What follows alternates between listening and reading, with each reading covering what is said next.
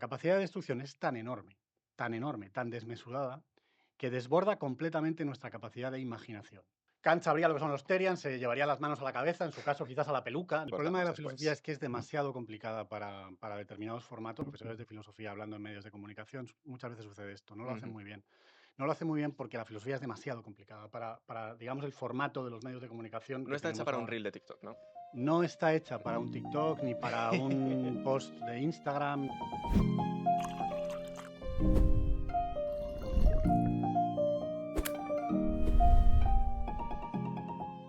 Muy buenos días a todos, soy Efe Fran y esto es Psicología para Llevar. ¡Woo! Bueno, chicos, ¿qué tal? Una semana más, ¿cómo estáis? ¿Cómo os encontráis? Bueno, yo tengo algo que contaros. Hoy estoy un poco sensible. He conectado con mi yo interior y he de decir que tengo las emociones un poco a flor de piel. Personalmente me siento como una persona completamente nueva. Mirad, este fin de estaba trabajando y a un hombre que iba por el pasillo se le cayeron 5 euros y yo, sorprendido de mí mismo, cogí el billete y se lo devolví al señor y dije, toma, se te han caído. Y me sentí como un hombre nuevo. Fue como una acción increíblemente bonita y, bueno, sobre todo, una acción que me habría gustado que alguien me devolviera mis 5 euros a mí también se me cayera, ¿no? Luego le di una vuelta y dije, ostras, imagínate que ese dinero era robado. Imagínate que el hombre había robado esos 5 euros y se le habían caído, ¿no? Entonces, ¿hice yo bien en devolver los 5 euros al señor que había robado los 5 euros? ¿Está bien la acción sabiendo que los ha robado? Bueno, hoy vamos a responder algunas preguntas parecidas, vamos a hablar de empatía, vamos a hablar de ética también, y para ello he traído a José Luis López de Lizaga. Muy buenos días, ¿cómo estás? ¿Qué tal? Buenos días. Bueno, Lizaga, iba a presentarte yo un poco, pero ¿qué tal si nos cuentas un poco a qué te dedicas y quién eres tú? ¿Qué te parece? Bueno, yo soy José Luis López de Lizaga, soy profesor titular de filosofía en la Universidad de Zaragoza, como sabes. Y imparto asignaturas de ética, filosofía política, teoría social. Ese es un poco mi campo de trabajo actualmente. Sí, bueno, así como introducción, Lizaga fue profesor mío, fue profesor de las chicas que están ahí en producción también. Y la verdad que una cosa que me quedó mucho de la carrera es que tus asignaturas sí que eran como, no sé si es por la ética en sí o porque las hacías tú, pero sí que eran como un poco más prácticas, eran un poco más entretenidas. Yo las recuerdo con mucho cariño. Sobre todo la optativa de teorías éticas. Yo creo que esa me gustó un montón más que las demás. Pero filosofía social también fue entretenido, fíjate. O Bueno, sea, esa es como muy muchas bien. gracias. Me alegro que tengas buen recuerdo. Hombre, qué menos. Si tuvieras que hablar con una persona que no tiene ni idea de filosofía ni de ética, ¿cómo definirías lo que es la ética? ¿O cómo la distinguirías de la moral, a lo mejor?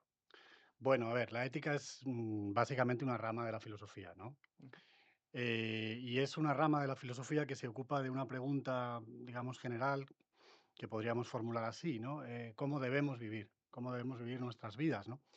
Y esta pregunta admite quizá varias aproximaciones, ¿no? Varios enfoques. Hay una parte de la ética que conocemos como filosofía moral, que se ocupa sobre todo de la cuestión de lo que nos debemos unos a otros, ¿no? Es decir, que ahí ujú, la pregunta de cómo debemos vivir está relacionada con las obligaciones que tenemos en nuestra relación o interacción con los demás, ¿no? Y luego hay otra parte de la ética, otra dimensión de la ética que más bien podemos caracterizar como la teoría de la vida buena, ujú. en la que ya lo importante no es tanto cómo me relaciono con los demás, sino cómo me relaciono yo conmigo mismo y con mi propia vida, ¿no? Ya. En ambas dimensiones es evidente que la ética tiene una orientación práctica, ¿no? Es decir, que eso es quizá lo que a ti te interesó de estas asignaturas o de Ujú, esta total. rama de la filosofía, ¿no? Una orientación práctica que yo creo que es consustancial a la filosofía. La filosofía tiene que orientarnos un poco respecto de cómo debemos vivir y los problemas teóricos, en última instancia, yo creo que tienen que estar enfocados en esta dirección. Pero bueno, eso tiene que ver con mi propia aproximación o mis No, no, elecciones total, total. personales en relación con este asunto, Claro, ¿no? claro. Porque una de las cosas bueno, esto ya fue como al principio de carrera. Nosotros Mm, pensábamos, jo, qué envidia la gente que tiene prácticas en la carrera y que hace cosas como prácticas literalmente con esto. Y claro, dices, bueno, en filosofía, ¿qué vas a hacer? ¿No? Pues lees libros, practicas con libros y haces mm. textos. Y yo pensaba, sería súper interesante coger todo lo que has aprendido en la carrera y salir a dar un paseo y empezar a preguntarte cosas que ves por la calle. Rollo, pues mira, esta señora acaba de hacer esto por ahí. ¿Está bien? ¿Está mal? ¿Qué vemos aquí? No sé, entonces creo que era una cosa de que me parecía interesante tus clases, como que podías como, en última instancia, como aplicarlas a la vida y tal. Bueno. En cierto modo, ¿no? Porque, lo que tiene la metafísica es que estás hablando como súper en abstracto, estás hablando de teorías del ser, de la esencia de las cosas, pero a veces como que olvida el componente del ser humano también. Yo creo que esa es como un poco la perspectiva que Eso ya depende mucho de enfoques distintos, ¿no? Que muchas veces, como decía Fichte, ¿no? El tipo de filosofía que se escoge o que se cultiva depende del tipo de persona que uno es, ¿no? Y muchas veces esto efectivamente es así, ¿no? Ujú. Yo quería preguntarte así en general, ¿tú crees que las personas nacemos con esta capacidad para hacer acciones buenas? ¿Crees que nacemos empáticas o que es algo que aprendemos por el camino? Bueno, pues esta cuestión, claro, es compleja, vamos, como todas, ¿no? Las cuestiones filosóficas. A ver, mm, la moral, evidentemente no es natural en el sentido de que uno ya naciera con un conjunto como de normas morales en la cabeza, ¿no? Ujú. Es cultural, evidentemente. Pero es que en el caso de los seres humanos es muy difícil distinguir lo natural de lo cultural, puesto que todo lo que somos está mediado culturalmente, ¿no? O sea, en cuanto Mm, rebasamos el nivel de los, en fin, procesos fisiológicos más básicos, todo lo que somos y todo lo que hacemos está mediado por la cultura. Entonces, no hay una naturaleza humana que no esté mediada por la cultura. ¿El lenguaje es natural o es cultural? Bueno, pues claro, es cultural en algún sentido, pero la disposición lingüística es natural. ya, claro. La capacidad musical o artística, la capacidad simbólica, ¿son naturales o son culturales? Son culturales, evidentemente, pero tienen una base natural, ¿no? Bueno, con la moral sucede lo mismo, ¿no? La moral tiene un elemento cultural, evidentemente, pero hay disposiciones para las acciones, digamos, altruistas o incluso para el sentido de la justicia que parecen estar, digamos, arraigadas en nuestra estructura biológica, ¿no? Y Ya. esto tiene además una explicación evolutiva, es decir, que la moral probablemente ha servido para que la especie humana aprendiera a cooperar y esto ha permitido, digamos, nuestra supervivencia como especie, la adaptación al medio y la No, claro. supervivencia. O sea, que la Ujú. moral tiene una base biológica que puede explicarse en los términos de la teoría evolucionista. Las investigaciones, además, más recientes sobre estos temas muestran que efectivamente es así, ¿no? Ujú. Los niños muy pequeños, bebés de un año, año y medio, ya muestran un cierto sentido de la justicia o una cierta disposición, por ejemplo, a la ayuda, Ya veo. que no puede explicarse solo por el proceso de socialización porque todavía es muy rudimentario. Ya. E incluso hay investigaciones con animales, sobre todo con primates, ¿no? Los que están más próximos a nosotros evolutivamente, Claro. que muestran que esto que nosotros llamamos conductas morales em, tienen ya, digamos, como precedentes en el comportamiento de estos animales, ¿no? O sea, que en ese sentido la moral, tal como nosotros la entendemos, Ujú. es un fenómeno cultural, pero que arraiga, por supuesto, en la biología y en la naturaleza humana. Ujú, Mm, entiendo. Bueno, estás de suerte porque la psicología respalda todo lo que estás diciendo. O claro. sea, nosotros sabemos un poco así de contexto que de la varianza total de lo que es pues el gen de la empatía o algo por el estilo, solo se explica por un 30%. Mm, Entonces, todo lo demás, que sería la gran mayoría de la genética, o sea, bueno, de la varianza, lo explica el ambiente y el contexto. O sea, no hay claro. algo así como un gen de la empatía, no naces bueno o naces malo, sino que es un poco el contexto. Hay una frase que dice una chica que se llama, bueno, es antropóloga, yo creo que no la conoces, Candela Antón, no te suena a ti ella. Ahora mismo no caigo. No, es una socióloga. Bueno, antes era actriz también. No sé si sigue siendo actriz. Ella es la que hace de Berta en la serie de Merlí. ¿Sabes quién es, no? Bueno, pues ahora es socióloga, antropóloga y hace unos vídeos súper interesantes. Y ella contaba, por ejemplo, que en este caso podríamos decir como que la genética es la que carga la pistola, pero es realmente el ambiente el que la dispara. Y el Mm. ambiente la dispara completamente. En plan, no hay como un gen que sea exclusivamente de esto, o sea. Luego, estamos hablando también como de ética y empatía, así un poco en general. Yo quería preguntarte acerca un poco de lo que piensan los filósofos, o lo que a lo mejor algún filósofo así ha pensado más importante. Eso, te he dejado ahí La crítica a la razón pura, Muy creo que bien. es mi libro favorito de la historia de la filosofía, probablemente. Y no sé, cuando nosotros hablamos de ética, yo siento que a veces realizamos buenas acciones o malas acciones, ¿no? Pero sobre todo las buenas, a veces porque nosotros pensamos o creemos que es lo correcto, ¿no? O sea, nosotros podríamos decir que sentimos que hay unas cosas que están bien y otras cosas que están mal y que de algún modo la razón nos indica un poco si algo pues hay que hacerlo o no hay que hacerlo o es lo correcto, ¿no? Sin embargo, también hay otros momentos en los que siento que nosotros, valga la redundancia, sentimos que hay unas cosas que están bien hechas y otras cosas que están mal hechas. Entonces, yo con lo que me encuentro a diario o en mi día a día, o probablemente todo el mundo, es que muchas veces la razón choca con los sentimientos y con lo que creemos que está bien o con lo que sentimos que está bien, ¿no?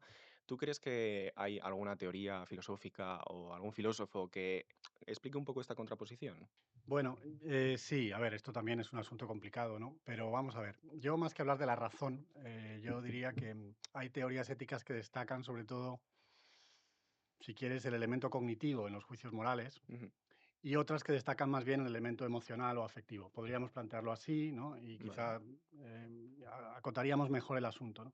Entonces, algunos filósofos han destacado sobre todo el aspecto cognitivo de nuestros juicios morales y otros el aspecto emocional. Kant es claramente el paradigma del racionalismo ético. Ujú. Entonces, Kant insiste muchísimo en que nuestros juicios morales tienen una base racional. ¿En qué sentido? Pues en el sentido de que forma parte de la estructura de nuestra racionalidad el reconocimiento de un principio moral fundamental, que es el famosísimo imperativo categórico, que no Ya. vamos a entrar ahora a explicar, que todo el mundo por lo menos ha oído hablar de él alguna vez, pero que es un criterio de corrección moral para distinguir acciones correctas de las que no lo son, que, en fin, en el enfoque kantiano tendría una base racional como la tienen los principios de la lógica. Es decir, Ujú. o sea, nosotros en la medida en que somos seres racionales, aceptamos determinados principios que son los que luego estudia la lógica, ¿no? Los que Ya, explicita y estudia la lógica. Son los principios del razonamiento, ¿no? claro. Bien, pues Kant diría que además de los principios lógicos, forma parte de la estructura de nuestra racionalidad un principio moral fundamental. Ujú, Bueno, esto es un enfoque muy racionalista que subraya sobre todo el aspecto cognitivo de los juicios morales, ¿no? ujú, Pero hay otros autores que destacan más bien el elemento afectivo o emocional. A mí uno de los que más me gustan, y lo he explicado algunas veces, no siempre, pero en algunos de mis cursos, es Schopenhauer, que además se ve muy bien porque construye toda su teoría en discusión con Kant, entonces el contraste que me estás planteando se ve muy claro, ¿no? ya veo. Schopenhauer destaca sobre todo un sentimiento, que es el sentimiento de compasión, que ahora Ujú, llamaríamos empatía, probablemente, vale. em, como la base de nuestros juicios morales y de nuestra vida moral. Es decir, que las acciones buenas son aquellas que están motivadas por un sentimiento de compasión, entendido como la capacidad de experimentar como propio el sufrimiento de otro. Ya, Eso es la compasión. Entonces, bueno, en filosofía no hay que escoger entre un autor u otro como si fuera como escogemos un equipo de fútbol, ¿no? Es decir, ya. no hace falta. De lo que se trata es de iluminar fenómenos que son muy complicados. Las distintas teorías pueden iluminar distintos aspectos. No creo que haya solo un elemento cognitivo en los juicios morales ni solo un elemento afectivo. Probablemente hay una mezcla de ambas Una cosas, mezcla ¿no? de las dos, ya. Y bueno, la filosofía yo creo que permite, digamos, comprender mejor todo este campo Ujú. de fenómenos con distintos enfoques teóricos, No, ¿no? total. Yo quiero preguntarte, imagínate que yo no soy alumno tuyo. Vale. Si tuvieras que explicarme un poco qué es el imperativo categórico, en Uf, plan, qué difícil. imagínate Sí. que no sé nada, imagínate que me llamo Laura, imagínate que Mm, quiero estudiar filosofía y estoy en primero o segundo de bachillerato. ¿Cómo le sí. explicarías a Laura qué es el imperativo categórico? Pues se lo explicaría, de una manera que probablemente no llegaría a entenderme muy bien, porque esto no se puede explicar en 30 segundos, ¿no? Digamos que estas cosas son relativamente complicadas, pero podríamos Ujú, decir que el imperativo lo que llama Kant imperativo categórico es un criterio de corrección moral, ujú, es decir, un criterio que nos permite distinguir qué acciones son correctas y cuáles no, vale. que está implícito en nuestros juicios morales, de hecho. O sea, no es que Kant se lo invente, sino que él, digamos que lo explicita, ¿no? Un poco como los lingüistas explicitan las estructuras lingüísticas de los lenguajes que Sí, como hablamos. que está implícito Claro, realmente. está Ujú, implícito en nuestros juicios morales, que ya siempre hacemos, ¿no? Y al que al mismo tiempo podemos recurrir en caso de dudas, si no sabemos cómo debemos actuar en una situación determinada. vale, Y ese principio lo que en el fondo exige básicamente es que juzguemos las cosas desde un punto de vista imparcial. O ujú, sea, juzgar una cuestión desde el punto de vista moral significa considerarla desde un punto de vista imparcial, independientemente de cuáles sean mis intereses y de cuál sea incluso mi posición o quién sea yo en relación ujú, con la situación de la que estemos hablando, ¿no? Eso es lo que pide el imperativo categórico. Y luego, tirando un poco más del hilo, y esto se ve muy bien en la segunda formulación del imperativo, que tiene varias, como recordarás, ujú, en el fondo lo que exige el imperativo categórico es no tratar al otro como un objeto, como una cosa, como un instrumento a tu disposición. Eso es lo que exige el imperativo categórico y yo creo que ese es, en mi opinión, el núcleo de todo razonamiento moral. O sea, que en ese sentido yo me considero muy kantiano por esto, fundamentalmente, ¿no? ujú. Porque pienso que Kant ha acertado al explicitar que el criterio de la corrección moral tiene que ver con no instrumentalizar al otro, con no hacer del otro un objeto a mi disposición. Esa es la clave. Eso es lo que, digamos, esa es la fórmula que nos permite descifrar el significado moral de innumerables acciones, quizás de Vale. todas, ¿no? Y bueno, esto es un poco lo que yo le diría a esta alumna, que ya habría desconectado hace mucho rato, Había probablemente. pagado eso. No, pero Habría claro, pensado, bueno, al final creo que me voy a matricular en otra cosa, ¿no? creo que me da derecho o algo así. No, pero claro, viene como súper al pelo de lo que estás diciendo, que precisamente el imperativo categórico es dejar todas las emociones aparte, ¿no? En plan, esta contraposición de lo que sería Mm, Kant y Schopenhauer viene como súper bien. O sea, cierto, cierto. realmente es dejar Sí. todo tipo de emociones, no me importa si estamos hablando de una señora, de un señor, de un mayor, de un pequeño, un joven o un no sé qué, ira, tristeza, es como dejarlo todo aparte y simplemente juzgar una acción por sí misma Mm, y valorarla. sí. Luego, yo quería preguntarte también, porque como alumno tuyo nos has estado contando alguna cosa de Schopenhauer, y has dicho como que el último motivo por el que, según Schopenhauer, nosotros ayudaríamos a los demás, Mm, es porque experimentamos el dolor de los demás como uno nuestro. eso es. Claro, yo venía a preguntarte, ¿eso es un motivo altruista o es un motivo egoísta? Porque tal y como lo planteas, podrías pensar, no, claro, es que ayudo a los demás porque en realidad tu dolor lo estoy sintiendo yo. Mm, Entonces, ayudarte a ti significa en algún modo ayudarme a mí porque, mm. claro, bueno, a lo mejor ahí la pregunta habría que dar la vuelta. ¿Estoy ayudándote a ti o me estoy ayudando a mí? Esa también es una buena pregunta, también es complicada. Todas son complicadas, en fin. Voy a intentar responder. Puedes dar tu opinión, Sí, voy a dar, claramente. claro, vamos a ver. Aquí planteas un asunto que se puede tratar de esta otra forma, si me permites que lo reformule un poco, simplemente Adelante, para papi. aclararlo, ¿no? Todo tuyo. Hay una teoría, que no es exactamente una teoría ética, es más bien una teoría psicológica, si quieres, Ujú, que llamamos egoísmo psicológico. Quizá lo recuerdes de las clases, a lo mejor, Ujú. no sé. El egoísmo psicológico es una teoría de la motivación humana que sostiene que los seres humanos solo podemos actuar por interés propio. O sea, que todo lo Mm, que hacemos lo hacemos por interés propio. Y claro, alguien diría, hombre, pero yo a veces hago cosas por interés propio y a veces no. Por ejemplo, puedo hacer cosas por el interés de otro, ¿no? En las acciones altruistas, ujú. o puedo hacer cosas simplemente porque me parece que son lo correcto, que eso es lo correcto que debo hacer en una situación determinada, em, y no por mi propio interés, independientemente de cuál sea mi interés. Bien, el egoísta psicológico dirá que también las acciones que parecen altruistas o parecen desinteresadas o parecen imparciales se pueden reinterpretar como acciones en las que satisfacemos nuestro propio interés. Por ejemplo, como tú planteabas, yo Ujú. te ayudo porque veo que lo estás pasando mal o tal, y entonces en el fondo lo que hago es satisfacer mi propio sentimiento de, no sé, como de buena conciencia o algo por el estilo, y Sí, entonces ya obtengo yo una gratificación que es el motivo que voy persiguiendo cuando hago claro. esa acción. Claro, eso es lo que dicen los egoístas psicológicos y claro, en algún sentido eso es verdad, en el sentido siguiente, siempre que hacemos algo, queremos hacer eso que hacemos, ¿no? Evidentemente, ¿no? O Ujú. sea, esto es trivial, es casi un juicio tautológico, ¿no?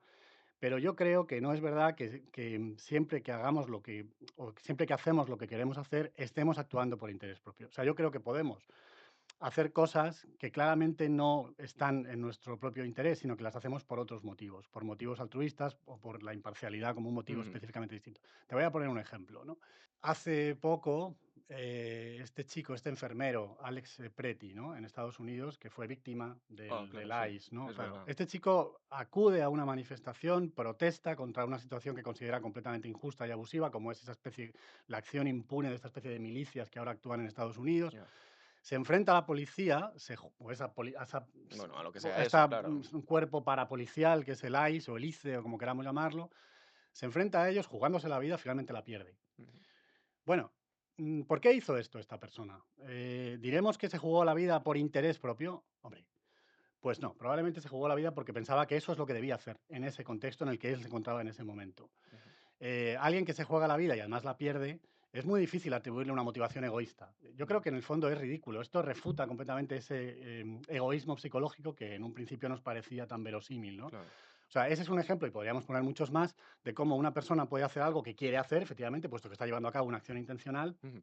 pero que no actúa por interés propio, sino en este caso, por ejemplo, hace lo que piensa que es correcto, que es Ujú. enfrentarse, jugándose el tipo, a esta especie de milicias parapoliciales. Bueno, cualquier ejemplo que uno analice con un poco más de detenimiento, yo creo que refuta, digamos, esta teoría del egoísmo Claro, psicológico. No claro. sé si con esto te respondo a No, lo que no, totalmente, planteabas. totalmente. Claro. Sí que me surge la pregunta, a lo mejor, de decir, ¿esta persona actúa detenida y razonadamente o actúa, digamos, por un impulso? Claro, porque esa es otra de las dudas con las que me encuentro. Cuando nosotros actuamos en base a nuestras emociones, a veces son impulsos o son acciones no muy meditadas, podríamos Ya. decir, independientemente de las consecuencias, ¿no?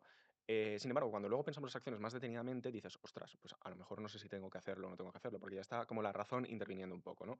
Entonces diríamos, ¿se puede como juzgar exactamente igual una acción en plan que sea como basada en la razón, basada en la ética? ¿Esta persona habría hecho lo mismo si la acción hubiera sido meditada o no? ¿Era la acción meditada? A ver, es que esto también es complicado plantearlo así, Es todo muy porque todo es muy complicado. complicado. El problema de la filosofía es que es muy complicado, la verdad. Entonces, no sé, esto lo puedes quitar después y luego vas a editar, No te pero preocupes, tú habla que nosotros el problema de cortamos la filosofía después. es que es demasiado complicada para determinados formatos. No, no te estoy haciendo una crítica, pero esto es lo que sucede cuando ves, por ejemplo, a profesores de filosofía hablando en medios de comunicación. Muchas veces sucede esto, no lo hacen Ujú. muy bien. No lo hacen muy bien porque la filosofía es demasiado complicada digamos, el formato de los medios de comunicación No que está hecha tenemos para un ahora. reel de TikTok, ¿no? No está hecha para un TikTok, ni para un post de Instagram, ni para, o sea, es todo demasiado complicado, hay que matizar demasiado. Entonces, No este se es un puede pro simplificar tanto. no se puede simplificar tanto, pero en fin, vuelvo a tu pregunta, ¿no? Claro, es que contraponer lo emocional y lo racional y decir que actuamos éticamente cuando actuamos racionalmente, pero cuando actuamos emocionalmente actuamos impulsivamente, todo ese planteamiento habría que revisarlo, ¿no? Porque Claro, nuestras emociones tampoco están desligadas de nuestros juicios. Y de hecho hay emociones que solo tenemos porque tenemos juicios morales. Por ejemplo, ujú, la indignación, que es una emoción potentísima y que tiene brutal. muchísima importancia y muchísimos efectos también políticos. Ujú, La indignación es una emoción o es un sentimiento moral. Solo podemos tener indignación porque hacemos juicios morales. ya, Nos indignan las cosas que nos parecen claramente injustas. Y esto es un juicio moral. ujú. Eh, ¿Dónde está ahí la distinción entre lo emocional y lo cognitivo? Es que están Claro, entremezclados. como que en realidad es una comparativa un poco injusta realmente. ¿El qué? Es Perdona. una comparativa como injusta, ¿no? Bueno, O, Eso, perdón. Y de las emociones, estás hablando de indignación, a mí Sí, me gusta mucho también la vergüenza, en plan, es la como vergüenza también, y también. luego las emociones también tienen un punto, como estabas hablando antes, que viene, biológico y contextual y cultural, Claro, quiero decir. O claro. sea, no surgen de la nada. La indignación que tenemos nosotros y sentimos no es como que, aparece por arte de magia o es algo que No, aprendes, claro. sino que en cierto modo también viene a raíz de nosotros. Y a mí me gusta mucho porque cuando estuvimos estudiando, Aristóteles y los griegos, la vergüenza era un mecanismo de regulación de la conducta, precisamente. Mm. Entonces es como que Sí, la vergüenza es una emoción también muy potente, efectivamente, y también puede tener una dimensión moral, aunque no siempre, porque podemos avergonzarnos por hacer cosas que en realidad no son inmorales. no, Si no, yo también. vengo aquí a hacer este podcast y lo hago fatal, pues Ujú. me voy a mi casa tirándome de los pelos y pensando que lo he hecho fatal y seguramente sintiéndome muy avergonzado, pero no es Sí. una vergüenza moral, no implica un elemento de culpa, que es lo que No, añadiríamos claro. desde el punto de vista moral, puesto que yo no he hecho nada malo a nadie, simplemente haciendo mal una cosa que me había propuesto hacer bien, ¿no? O No, sea que claro.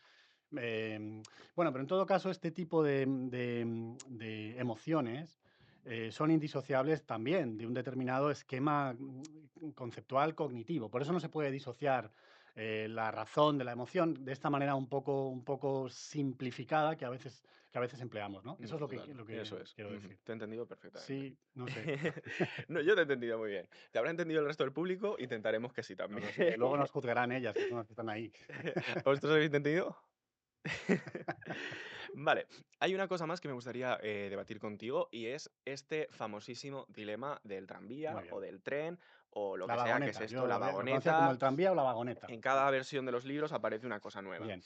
¿Qué opinas tú de esto? A ti, como profesor de filosofía, ¿qué te parece este dilema? Pues mira, vamos a ver, el dilema del tranvía Bueno, o de la ¿puedes vagoneta. explicarnos un poco Sí, lo primero? explico, Eso sí, es. te cuento un poco cómo es y luego te digo cómo lo veo yo.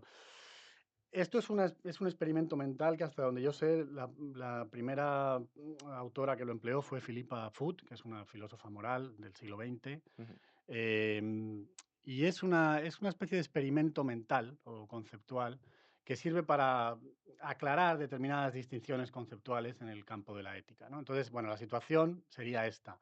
Supongamos que hay un tren o bueno, una vagoneta mejor que va por una vía y que, bueno, pues se ha quedado sin frenos o está descontrolado por alguna razón y va a arrollar a unas cuantas personas, supongamos 10 personas o 5 personas que ujú, están en un punto situadas de la vía, ¿no? Eh, entonces, la única posibilidad de evitar que este tren o esta vagoneta o este tranvía arrolle a esas personas y las mate, vamos a poner por caso, sí, es que desviemos ese tranvía o esa vagoneta hacia una vía distinta en la que hay una única persona. Entonces, en ese caso, pues moriría una persona en lugar de morir cinco. Y está en nuestra mano accionar una palanca que permite desviar el tren o la vagoneta en ujú, hacia esa otra vía. Bueno, entonces la pregunta es, ¿qué deberíamos hacer? ¿Desviar la vagoneta o no desviar la vagoneta? Bueno, y entonces luego hay un montón de consideraciones y de reflexiones sobre este asunto. ujú, Este experimento conceptual se suele utilizar para juzgar la diferencia entre dos tipos de teorías éticas que son el deontologismo y el consecuencialismo, ¿no? Y básicamente para juzgar si sería mejor una acción simplemente por sus consecuencias. Si juzgamos que una acción es mejor por sus consecuencias, entonces deberíamos desviar la vagoneta para que matase solo a una persona y no a 5 o 10, ¿no? ujú, Y eso sería una forma de juzgar este caso desde una teoría ética consecuencialista, por ejemplo, el utilitarismo. sí, Mientras que alguien podría pensar que en cualquier caso sacrificar a una única persona, aunque sea solo una, sí. de manera injusta, pues sería algo incorrecto. Y esto sería quizá lo que sostendría alguna teoría ética deontológica. Bueno, así se suele plantear este asunto y este es el tipo de discusiones que se suelen tener en relación con este problema o esta hipótesis o experimento mental de la vagoneta. A mí planteado así no me parece un problema demasiado interesante, lo digo sinceramente y jamás lo uso en mis clases, ¿no? Pero si variamos un poco el experimento mental, entonces sí puede haber ahí asuntos que tienen mayor interés, ¿no? Mm. ¿Te parece que lo haga, que Sí, varíe sí, un no, poco no, el cuadro? cuéntanos, Sí. estoy escucho. Bueno, supongamos que en lugar de accionar una palanca para desviar el tren o el tranvía o la vagoneta, lo que tuviéramos que hacer, y fuera el único modo de parar esa vagoneta, lo que tuviéramos que hacer es arrojar, coger a una persona que está en un puente, ¿no? Entonces agarrarla y arrojarla a la vía para que detenga la vagoneta. Bueno, ¿lo haríamos o no lo haríamos? ¿Estaría bien hacer eso, sí o no? ¿Es correcto hacer esto, sí o no? Bueno, a mí esa cuestión no me interesa mucho, sinceramente, Vale. porque así planteado me parece un ejemplo demasiado demasiado simple, pero sí me interesa lo siguiente, ¿no? Lo cierto es que seguramente nos costaría mucho más agarrar a una persona y arrojarla por un puente para que detuviera el tren que simplemente accionar una palanca que desvía el tren, aunque el efecto sea el mismo. Vale, Y de hecho, algunos experimentos con resonancia magnética han mostrado que la hipótesis de arrojar a una persona por la fuerza desde un puente para que detenga el tren suscita una reacción emocional mucho más fuerte que simplemente la opción de manejar una palanca, ¿no? O ya, accionar ya. una palanca, ¿no?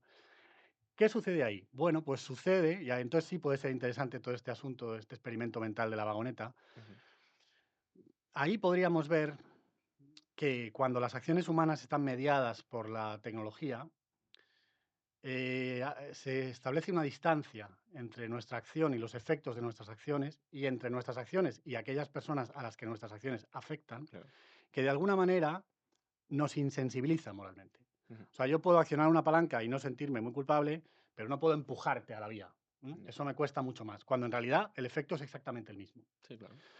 Claro, eso podría querer decir que la mediación tecnológica de las acciones humanas está teniendo efectos en nuestra sensibilidad moral. Y esto es muy interesante porque nosotros vivimos en sociedades completamente tecnificadas desde la revolución industrial, desde hace unos 200 años.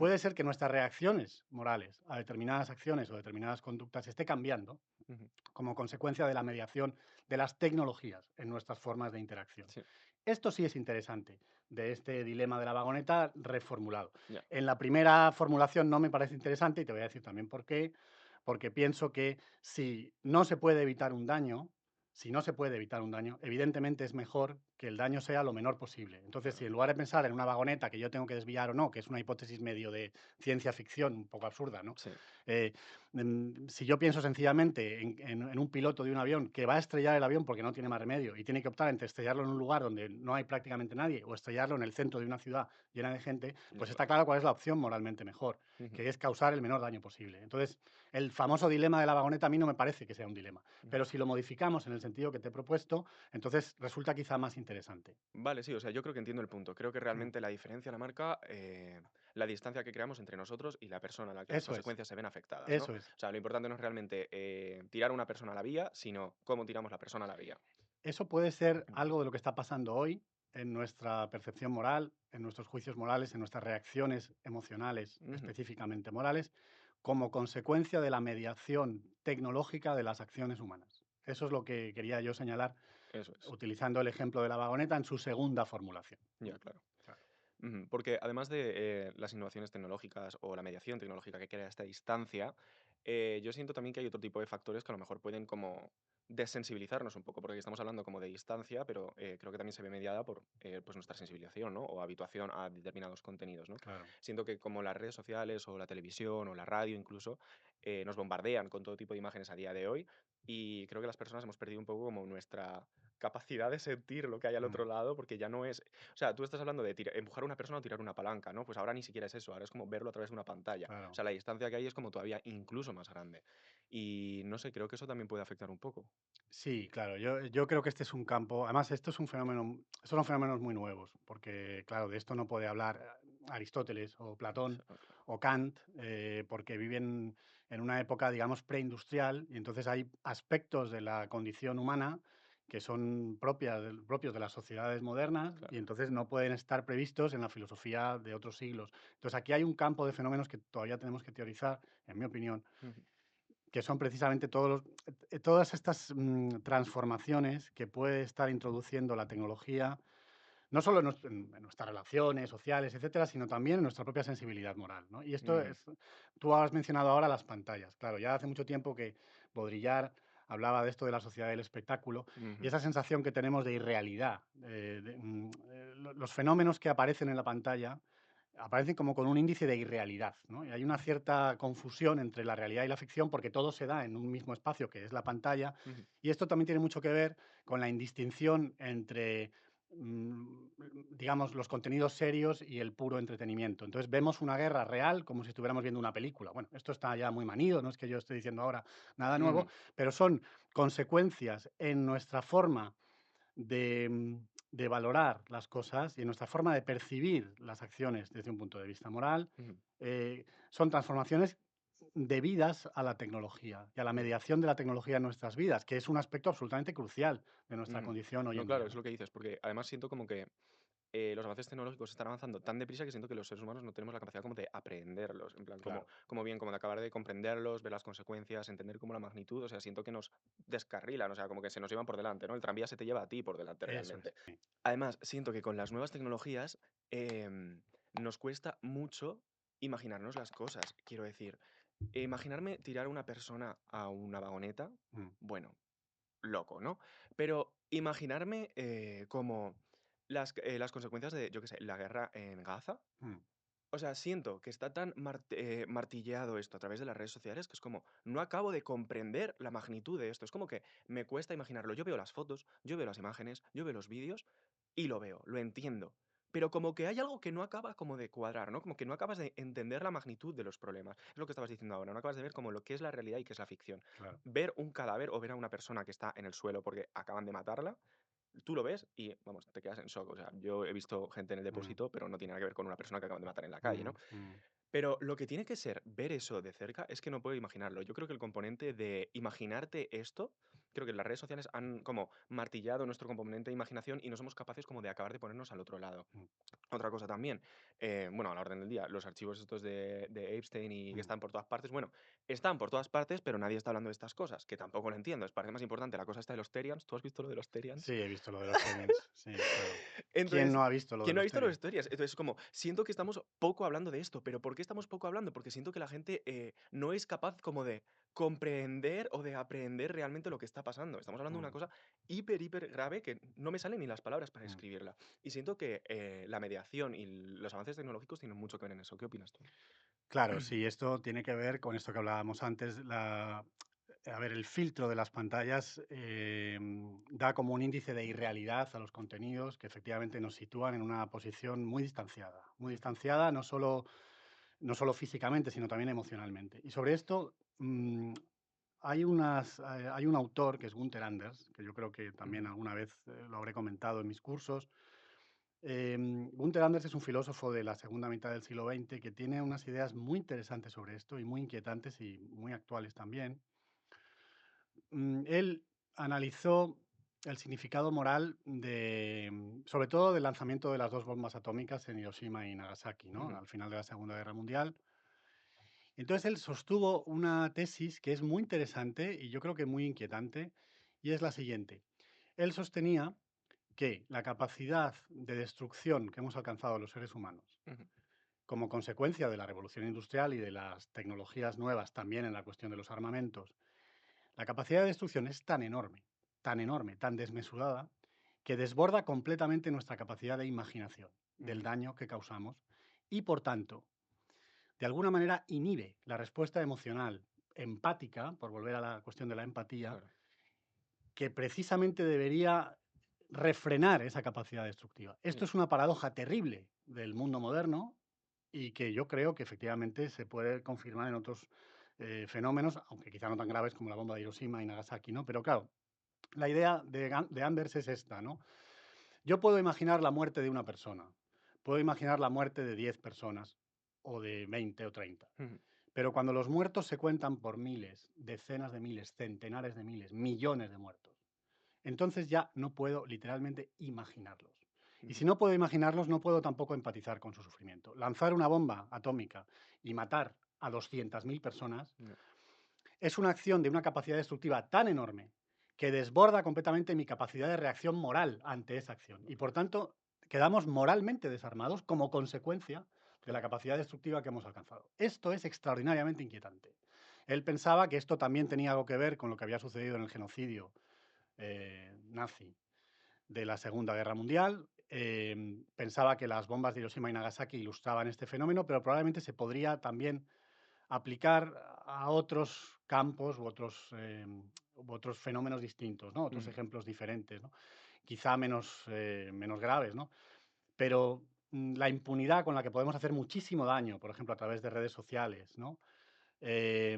La impunidad con la que podemos participar en prácticas que son moralmente muy dudosas, ¿no?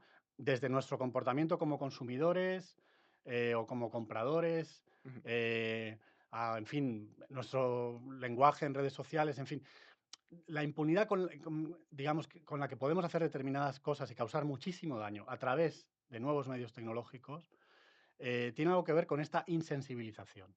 O sea, las Ujú. tecnologías pueden estar causando una insensibilización moral, ¿no? Para la cual todavía nos falta, yo creo que entender bien esto Claro, propiamente, es ¿no? lo que estabas diciendo, lo que decíamos antes justo, en plan, está avanzando todo tan deprisa que ni siquiera nos da tiempo como a pensar sobre ello. Incluso el ejemplo que me estás dando ahora, Mm, estamos hablando de la Segunda Guerra Mundial. mm, De esto ya hace un poco. mm, Quiero decir, entonces, ni siquiera estamos teniendo tiempo como para teorizar sobre lo que está pasando mm, ahora. O mm, sea, a lo mejor dentro de 20 años empezamos a hablar de esto. Es claro. como, a lo mejor estamos hablando de eso muy tarde. Quiero decir, Bueno, como dijo Hegel, el búho de Minerva siempre alza el vuelo al atardecer. Esto es una forma muy bonita y eufemística de decir que la filosofía siempre llega tarde. O sea, la filosofía siempre teoriza lo que ya ha pasado, ¿no? claro. Porque no podemos adelantarnos a los acontecimientos. Nosotros vemos lo que sucede e intentamos dar conceptos. Entonces, Mm, claro, eso significa que siempre llegamos un poco más tarde que la realidad. En contextos culturales como el nuestro, en el que la realidad cambia tan deprisa, ujú, esto significa que la filosofía y las ciencias sociales tienen que estar permanentemente adaptándose. Esto claro. resulta un poco frustrante cuando uno se dedica a esto profesionalmente, pero es parte de la condición en la que tenemos que trabajar hoy.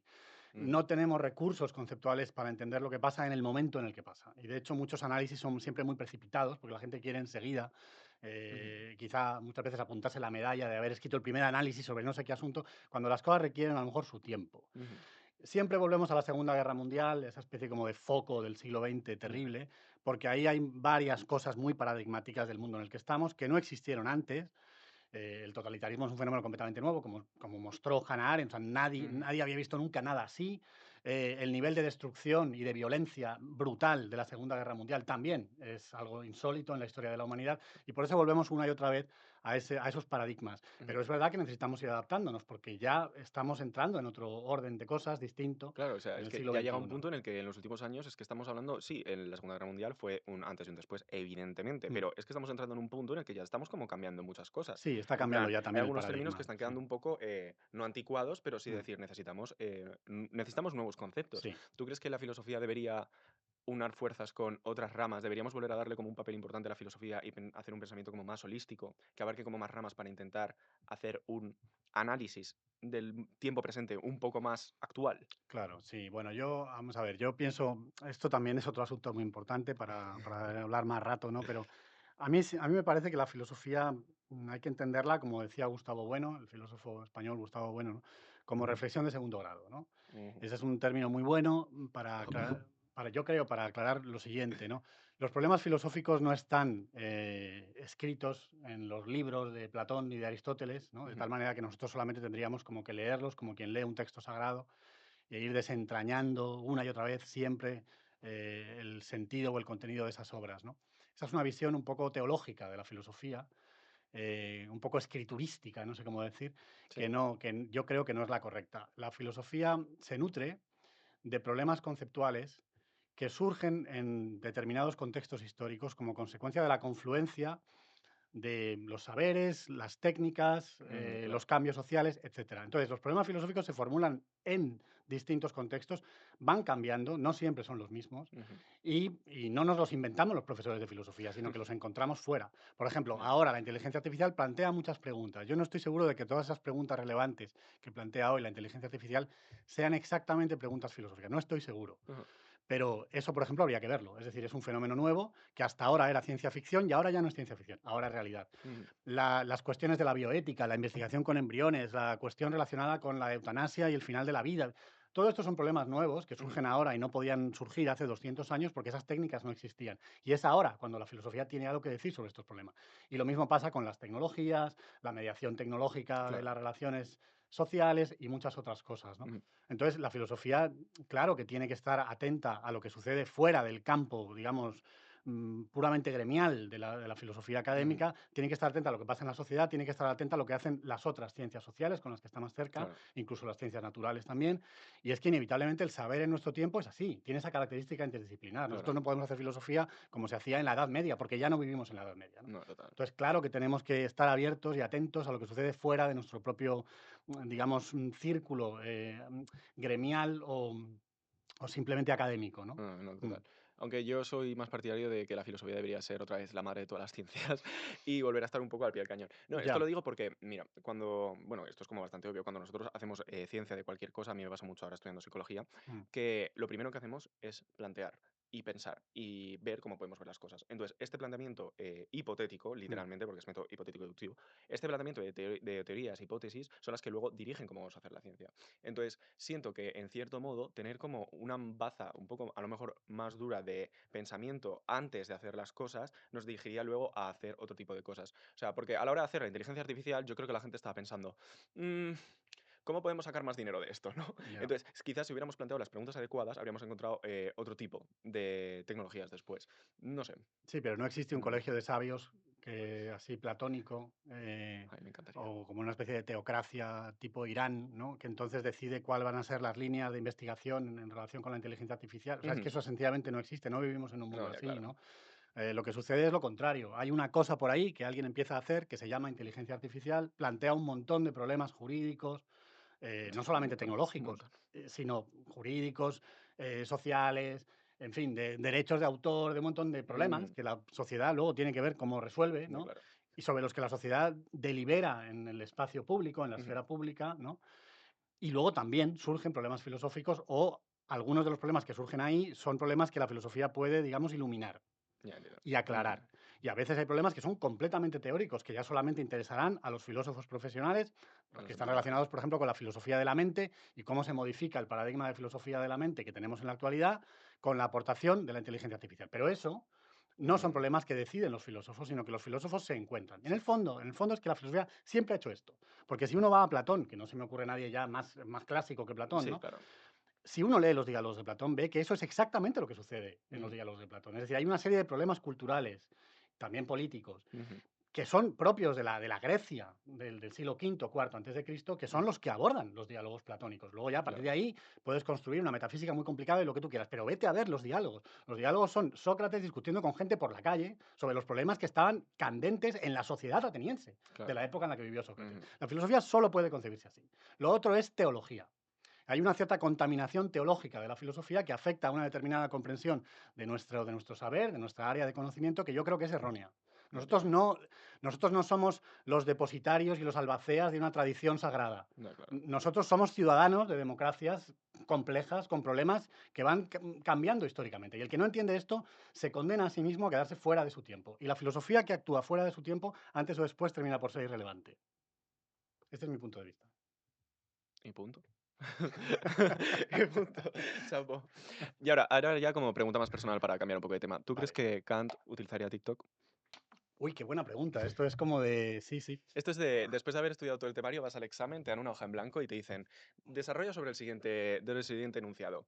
Kant se dispone a comprarse un nuevo iPhone, el iPhone 17 Pro Max, y decide abrirse una cuenta en Google y ahora se descarga TikTok. ¿Tú crees que usaría TikTok? A lo mejor pongo esta pregunta en mi examen de la asignatura este año, a ver qué pasa. No, no, haciendo broma. ¿Canto usaría TikTok? Pues a ver, te voy a contestar en serio, ¿no? Puedes contestarme con lo que Sí, no, pienses. te voy a contestar en serio. Yo creo que Kant, a ver, pues fíjate, no lo sé. Vamos a ver. A Kant no le gustaría usar TikTok, No le porque gustaría. TikTok es un formato demasiado lúdico y demasiado superficial Ujú, para los temas que Kant trataba y que a Kant le importaban, por ujú, un lado. Por otro lado, Kant sería muy sensible al hecho de que en la esfera pública de las sociedades actuales existe eso que llamamos redes sociales y existe TikTok. ujú, Y entonces él seguramente tendría en cuenta que hoy, pues la comunicación en la sociedad se da a través de estos canales. Y eso significa que hay que contar con ellos. Y también ver la parte buena que tienen, ¿no? Es ajá, no, decir, claro. que Kant, como era un filósofo ilustrado, vivía en su tiempo, le preocupaban los problemas de su tiempo y entonces hubiera estado atento, si hubiera vivido en el nuestro, Ujú, a las condiciones estructurales de nuestras sociedades, que incluyen, entre otras, el auge enorme y espectacular de las redes sociales. Estar al margen de eso hoy es, insisto en lo de antes, condenarse a estar fuera del no, mundo en el claro. que vives. Y la filosofía no puede permitirse eso. No, no puede permitirse ese lujo. ¿Tú crees que mm, crees que él seguiría como, según lo que dices, él seguiría haciendo sus textos y diría, yo no pienso subir un vídeo a TikTok, o contactaría con un manager que le subiría los vídeos y haría una cuenta de fans? Claro, o sea, yo me imagino, por un lado me imagino a Kant No, una como cuenta de fans no, pero Kant ya tanto no creo que llegara el pobre Kant. no, me imagino a Kant como, yo no pienso subir nada ahí, quien quiera leer mis cosas que son importantes, que se compre mi No, libro. eso no lo haría Kant. Eso no. Eso no lo haría Kant. O, decirle: "Necesito un manager, yo no sé usar TikTok, pero bueno, tú me vas subiendo los videitos y me vas grabando tú. Pues no lo sé, Y todos eso los días a las 4 no tengo ni idea. Eso es un así como reloj". poco, alguien podría escribir una novela sobre eso, no tengo ni idea de cómo sería, pero Tomad nota, tomad lo nota. que sí creo es que, como he dicho antes, yo creo que Kant escribía, digamos, en las revistas de su época, las revistas académicas de su época, para el público ilustrado, que era entonces el Ujú, público que deliberaba sobre las cuestiones claro, filosóficas y políticas relevantes. Siempre con muchísima prudencia, porque en la Prusia de Kant no se podía hablar de temas políticos nada más que muy crípticamente. Eso explica por qué los textos políticos de Kant son tan oscuros. O sea, ya, no es claro. casual, ¿no? Ujú. O también cuando habla de religión, todo es como muy sutil, porque claro, de hecho a Kant le prohibieron escribir sobre religión después de que publicara La religión dentro de los límites de la mera razón en 1793. O sea, recibió una prohibición real diciendo usted no puede volver a publicar sobre estos temas. Bueno, Cancelado. claro, es decir, exacto, le cancelaron, digamos, ¿no? Desde el poder. Entonces, Kant, como ilustrado, digamos que estaba atento a su tiempo, escribía en las revistas académicas de su tiempo, se dirigía al público ilustrado de su época. En la nuestra, supongo que no viviría completamente de espaldas a lo que sucede en las redes sociales y a lo que sucede en Ujú, la democracia. ya. Hay otros filósofos que tienen otro carácter, que son como más cerrados, más herméticos, pero creo que Kant no lo es, ya que me preguntas por Kant, porque Kant era un ilustrado y la ilustración tiene mucho que ver con esto, ¿no? Sí. Con entender, digamos, su propio tiempo. Como explica muy bien Ujú, Foucault, que precisamente sostiene en sus textos sobre Kant, ¿no? Que la filosofía como teoría del presente, como teoría de la actualidad, ujú. comienza justamente con la ilustración.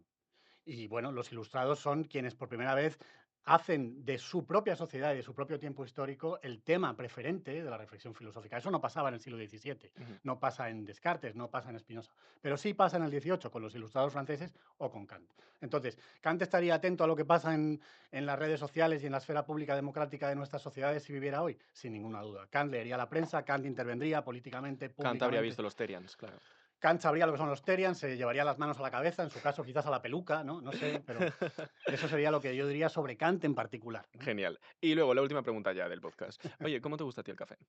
Pues a mí me gusta solo y sin azúcar y sin sacarina, O sea, café negro. puro y duro, ¿Pero en porque plan sí. expreso o en plan café largo americano o algo así? Pues, puedo tomar las 2 cosas, pero Mm. no sé si me estás haciendo una propuesta de tomar un café ahora cuando terminemos. No me parece mala idea, deberíamos ir a tomar un café después de esto. Y pues eso, nada, hemos terminado. Bueno, Como mucho, primero dar las gracias al Ayuntamiento de Zaragoza y al Servicio de Juventud, a Zaragoza Joven, por hacer este episodio posible. Y muchas gracias a ti, Lizaga, por venir a contarnos un poco sobre ética bueno, y gracias aclarar a los motivos que a todos nos importan, que son los Terians, la filosofía y la empatía. Muchas gracias. gracias a ti, gracias.